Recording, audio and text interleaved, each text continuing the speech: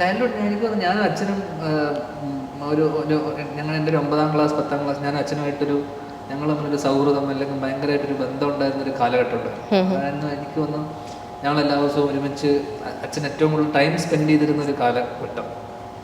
അന്ന് അച്ഛൻ പറഞ്ഞു തന്നിട്ടുള്ള കാര്യങ്ങളും കഥകളൊക്കെ തന്നെയാണ് ഞാൻ ഇപ്പോഴും നമ്മൾ ഫോളോ ചെയ്യുന്ന പല കാര്യങ്ങളിലും ഹെൽപ്പ് ചെയ്തിട്ടുള്ളത്. പിന്നെ അപ്പം എന്താ പറയണ്ടേ, ആ കാലഘട്ടം മേബി ഒന്ന് പോസ് ചെയ്യുമായിരിക്കും. നല്ല കുറേ ഓർമ്മകളുണ്ട് എനിക്ക് ആ സമയത്ത് അച്ഛനുമായിട്ട്. ഇനി ബാച്ചിലർ ലൈഫിലാണെങ്കിൽ ഏതായിരിക്കും പോസ് ചെയ്യാം? ബാച്ചിലർ ലൈഫിൽ എനിക്ക് തോന്നുന്നു ബാച്ചിലർ ലൈഫ് ഫാസ്റ്റ് ഫോർവേഡ് ചെയ്ത് പോകേണ്ട ലൈഫാണ്. എനിക്ക് തോന്നുന്നു കോളേജ് ടൈം ഞാൻ ഭയങ്കര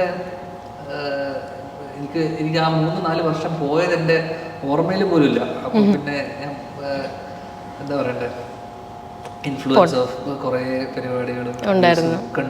അപ്പോൾ അതുകൊണ്ട് തന്നെ എനിക്കത്, പക്ഷേ അഗെയിൻ അതൊക്കെ വളരെ നേരത്തെ സംഭവിച്ചത് കൊണ്ട് ഇന്ന് എനിക്കതൊക്കെ നിർത്താൻ പറ്റി. ഇപ്പം ചിലരൊക്കെ എനിക്ക് തോന്നുന്നു 30 വയസ്സിൽ 28 വയസ്സിൽ 25 വയസ്സിലൊക്കെ മദ്യപാനവും ഇതൊക്കെ തുടങ്ങുന്ന ആൾക്കാർക്ക് നിർത്താൻ 40-45 വയസ്സാവും. അപ്പോഴേക്ക് 50 വയസ്സിൽ തട്ടിപ്പോവും.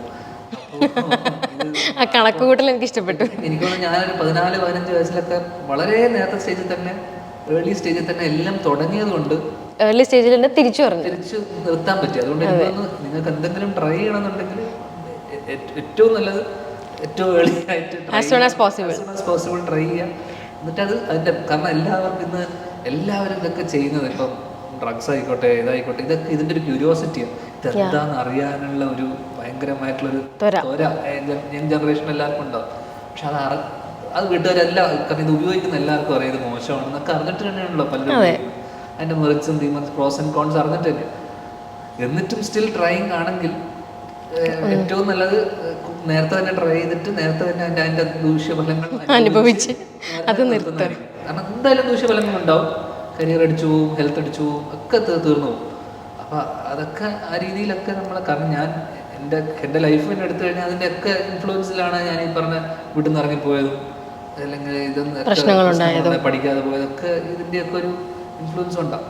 അപ്പം അതുകൊണ്ട് തന്നെ എത്രയും നേരത്തെ ഇതൊക്കെ ചെയ്യുന്നവർ എത്രയും നേരത്തെ അവസാനിപ്പിച്ചാൽ നിങ്ങൾക്ക് കൊള്ളാം.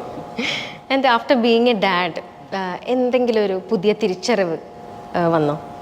ഇല്ല, ഒന്നും തിരിച്ചറിയൊന്നുമില്ല. നമുക്ക് ഒരുപാട് വർഷം കൂടെ ഇതൊന്നും ജീവിക്കണം എന്നുള്ളൊരു ആഗ്രഹമുണ്ട്, അത്രയേ ഉള്ളൂ. വേറെ ഒന്നുമില്ല. ലൈഫിനോട് കുറച്ചുകൂടെ ഒരു സ്നേഹം തോന്നുന്നു. അല്ലെങ്കിൽ മകളൊക്കെ ഉണ്ടായതിനു ശേഷം നമുക്ക് അവരുടെ കൂടെ കുറച്ചു കാലം കൂടെ സ്പെൻഡ് ചെയ്യണം എന്നുള്ള. ആരോഗ്യം ശ്രദ്ധിച്ചാൽ മാത്രമേ അത് നടക്കുള്ളൂ.